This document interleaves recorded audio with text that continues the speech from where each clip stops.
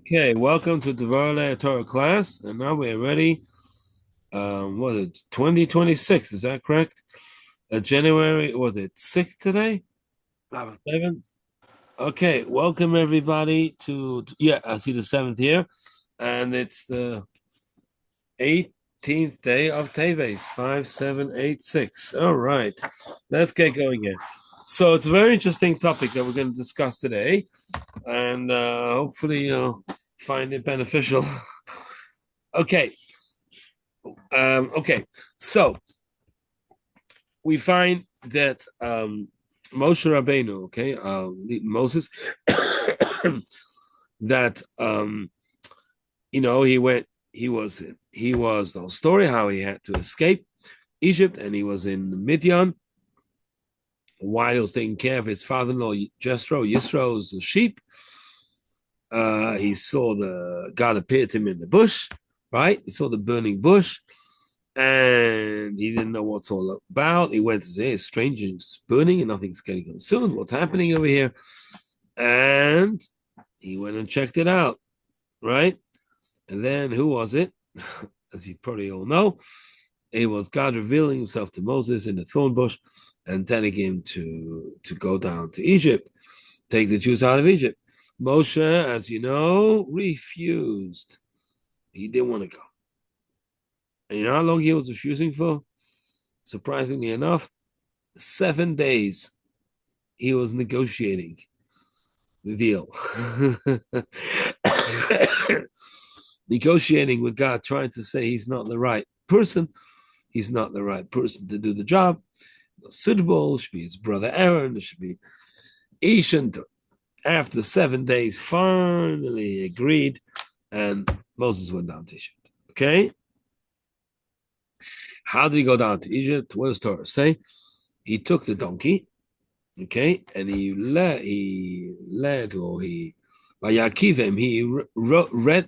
doesn't make sense. He wrote them. I don't know what a better English word to say.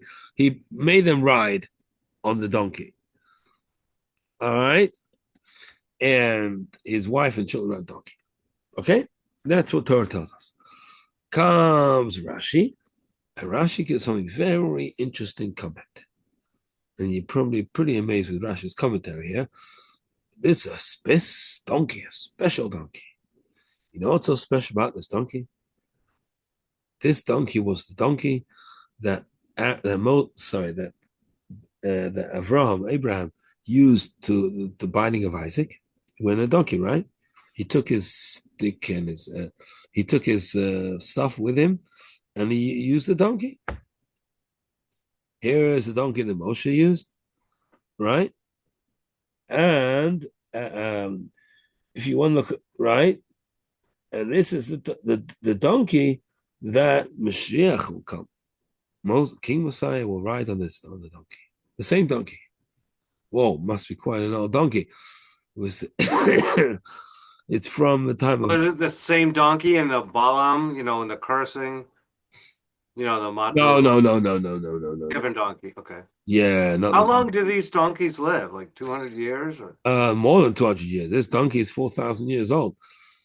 But it's Um, not the same donkey as. oh well, depends what No, there is a male and female. In Hebrew, male and female donkey sound differently. So Chamer. if you're talking about Bilam donkey, it's female.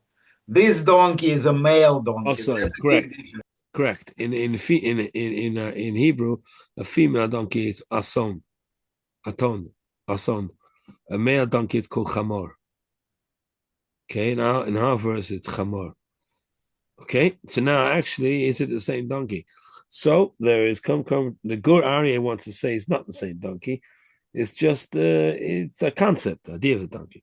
But it seemed like from Rashi that it's actually the same donkey.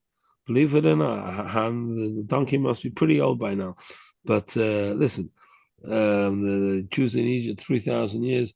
It's probably 4,000 years old. Pretty old donkey. All right, pretty extraordinary. But anyway, this is the donkey. Okay, so you have. So now the Rebbe has many, many, many questions on this subject. First of all, what's it important to say that What's important to say when Mashiach will come? What's irrelevant to here? Why you have to say that Avraham went on the donkey? What's also relevant to here? Why does say anything? What's happening here? So the back and forth, we have to go through the whole discussion, back and forth, all the difficulties with this simple Rashi. But the Rebbe comes up with the in general. Why is Torah to say in general he went on a donkey? He can just say he went down to Egypt. He took his wife and children, went down to Egypt. Why is Torah to say the way he went? What's it necessary? What's it important to tell us? How he went, what vehicle he used. It wasn't a vehicle, it wasn't a car, but what type of transportation.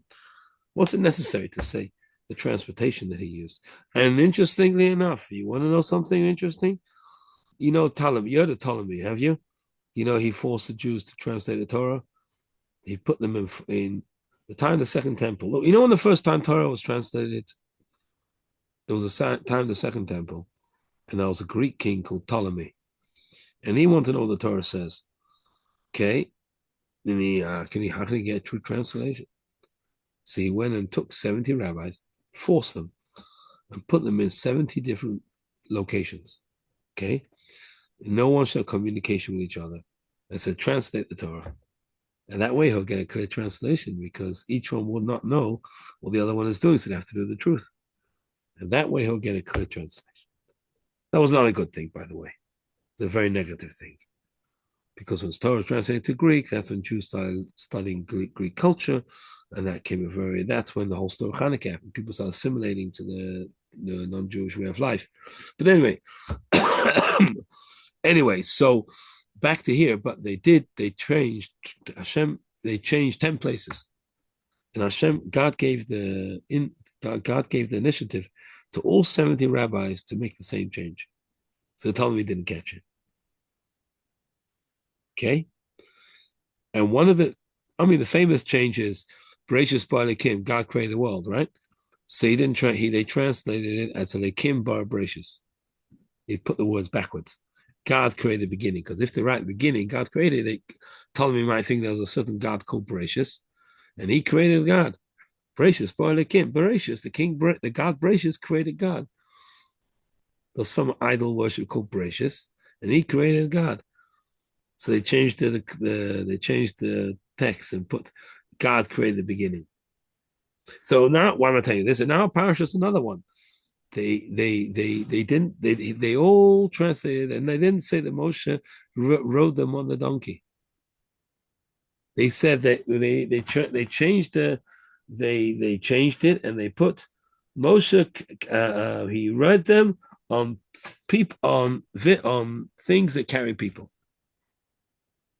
They did not write that I think translations is fine. I think they needed a Greek Rashi to go along with, like we have a French Rashi, right? It's like right. Now the reason why, because the Talmud might say your ruler Moshe has to carry them with a donkey. He couldn't do something. He couldn't do a camel or a horse. He had to do a donkey. So therefore, since the Ptolemy might start questioning this concept, so they all changed it. And God gave them initiative, they all changed the same thing. Anyway, back to our topic.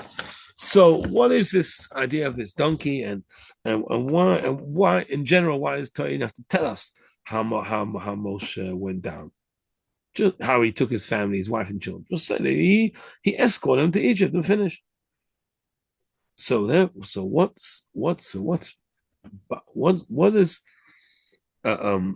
makes Torah say that he rode with a donkey? Well, you need to go back a little bit and to understand the whole thing was happening here. As I mentioned earlier, Moshe didn't want to go. God was pressuring him to go. Why did Moshe not want to go? What was his problem?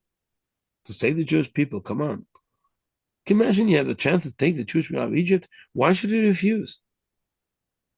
I mean, come on, look what opportunity he has to save millions of Jews from being oppressed in slavery under Pharaoh. Why should he refuse such an offer? He was busy with his son's breast. Yeah, but what? Right, that was later. That's true. Thank you. He didn't think he could do it. If God tells you to do it, But he didn't know. He didn't think he was capable of doing it. Oh, so what? He had two problems. Rashi says two problems he had. Two reasons what really were held him back. Number one, his brother Aaron was a prophet. His brother Aaron was God's messenger to Jewish people in Egypt. So if he's a younger brother, he should start making himself bigger than his older brother. That's not fair. That's not nice. That's not respectful. My older brother's getting old. He meant, the older, the younger. Who should get more respect? The older brother. And I'm the younger one. I should come and I should be supremacist over over my brother. I don't think my little brother would care. No, he was younger. Yeah, my younger brother, he wouldn't care. He wouldn't give me the respect that giving to number one.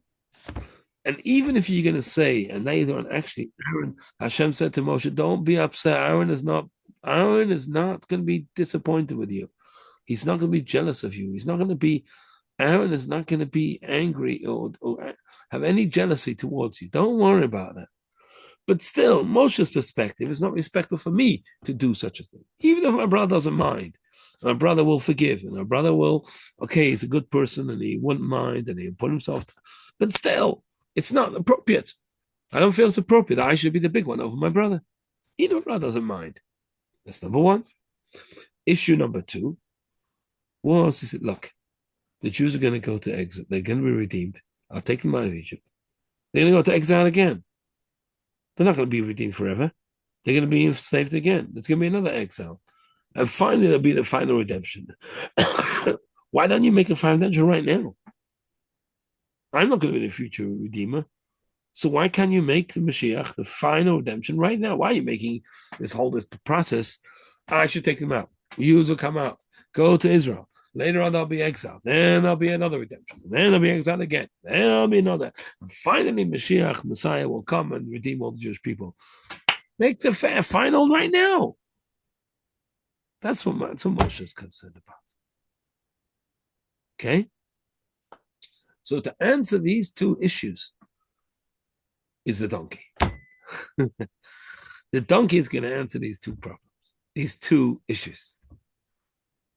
What am I saying? What do you mean? What donkey should answer?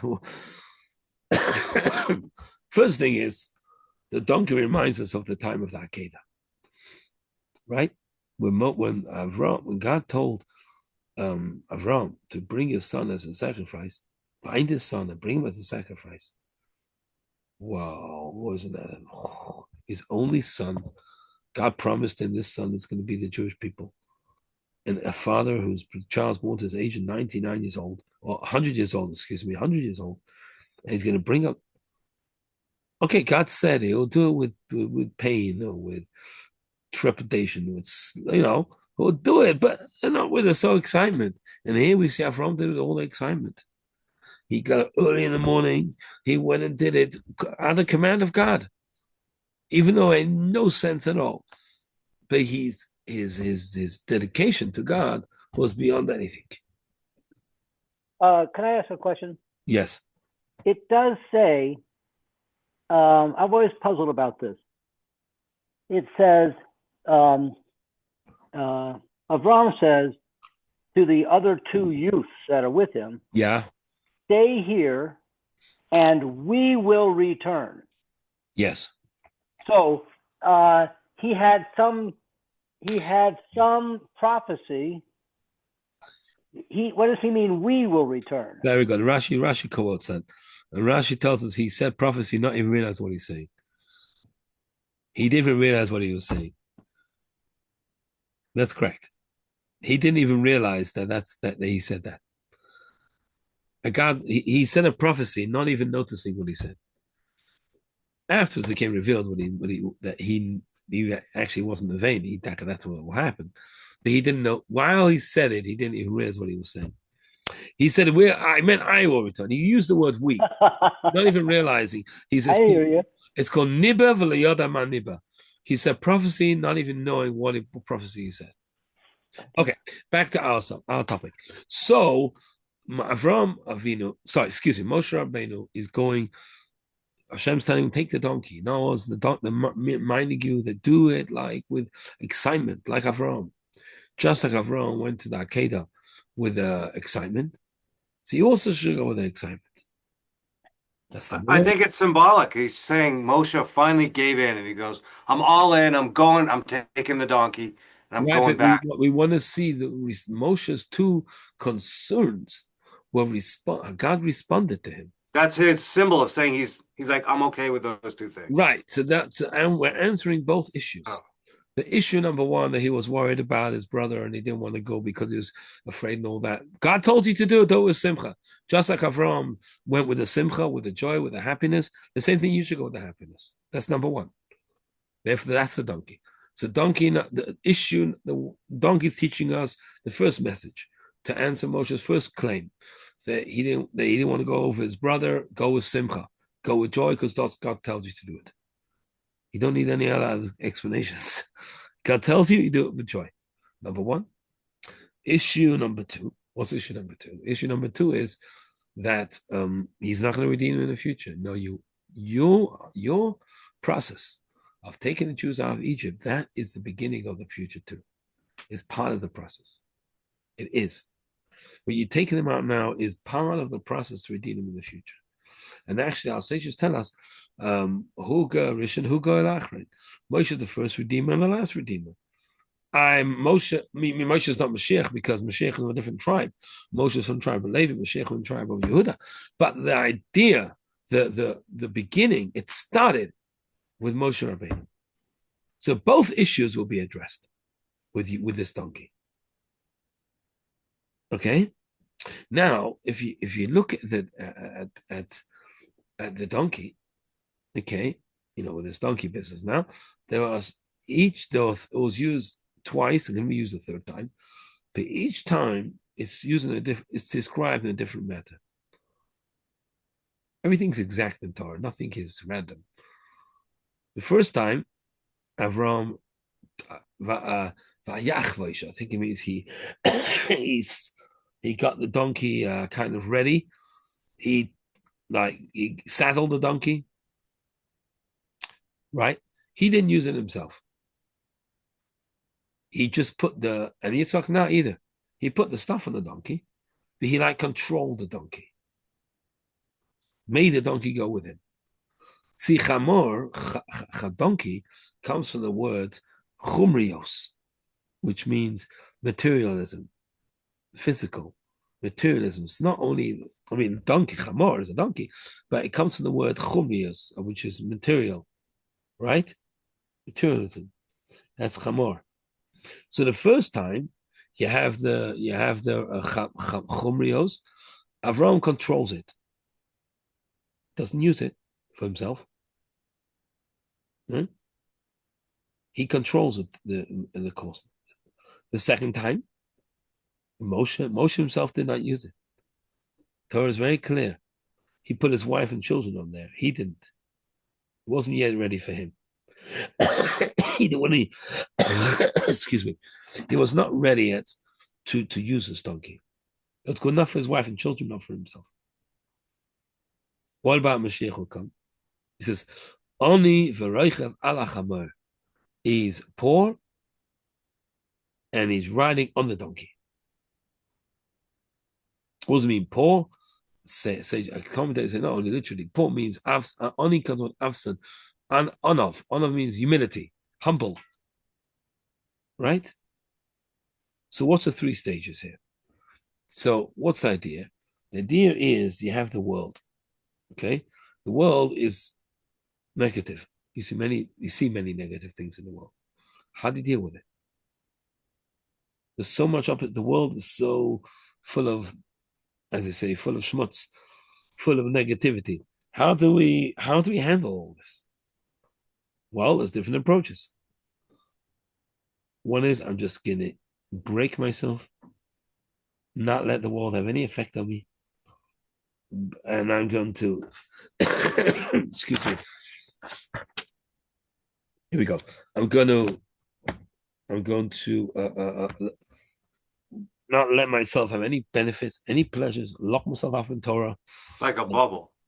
What? Like a bubble. Yes. Live in a bubble and not let any of the world affect me. Okay?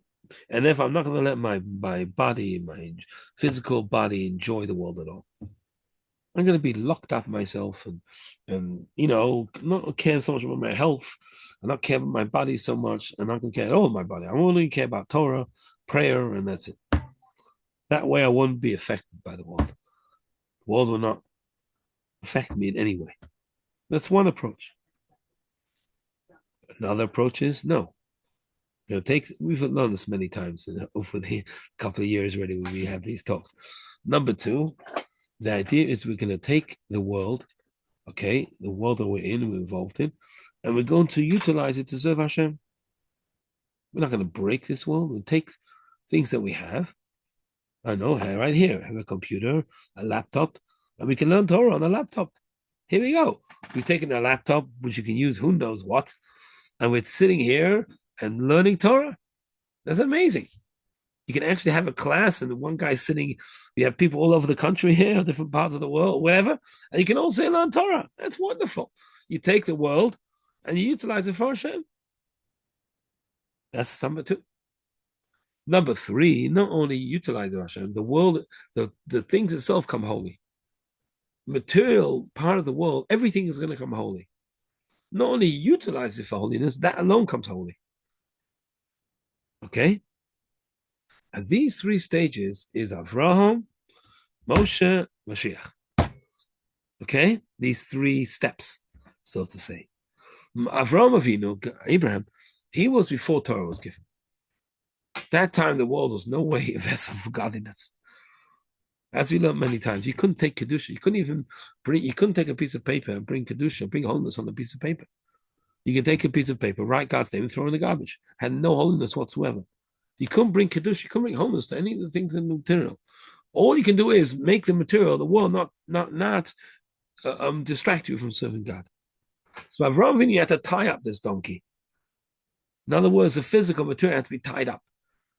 Don't let it flare. Don't let it go out of control. Don't let it have any control over you. Take the material part of the world and everything and just lock it up. The world is a distraction from godliness, and anything in the world is going to turn you away. So kind of lock it up. Right? That's the first approach. Now we're in Egypt. Moshe, 210 years in Egypt. The Jews had all the suffering and all the difficulties that they had. Now is in our Parshas, it's telling me the time when Jews are leaving Egypt. They're ready to take this material and make it a thing for God. They're ready for the Torah. That's why Haman Torah was given. You can take the physical thing and make it ready for God. Oh, if that's the case, we can already ride on the donkey. We can already put the wife and children on the donkey. We can already elevate the donkey. We can start the process. Now, he's not going to go in there yet, but his wife and children. In other words, the process can start. The refining process can already start working. That's stage number 2. Okay? Then we have stage number 3. That's Mashiach will come. Not only we can take the material and utilize it for Hashem, the physical material world alone come and play action for God. Okay? The materialism will be holy itself. Okay? Everything in the physical material world will be able to be holy. You can look at things, you'll see how holy it is. You'll see the holiness of God in everything. Kindness will be revealed. I mean, so much so, I'm just thinking as I'm talking to you, this is like if a person on Shabbos will want to take a fruit from the tree, the fruit will say, it's Shabbos day, don't take me. Don't take me from the tree, don't pick me now. It's Shabbos. Can you imagine the fruits talking? Maybe today with technology, it can maybe come up with such a you come close to the fruits and suddenly you hear a voice coming, Shabbos today, don't take me, don't pick me, it's Shabbos. What does that mean? That means the world will be elevated so high that the physical things will be the world itself will express godliness. Not only you wouldn't have to bring godliness, the world will be alone holy. And that's the third stage. That's a Mashiach will be able to ride on the donkey. So you got the Avraham Avinu, Abraham ties up the donkey.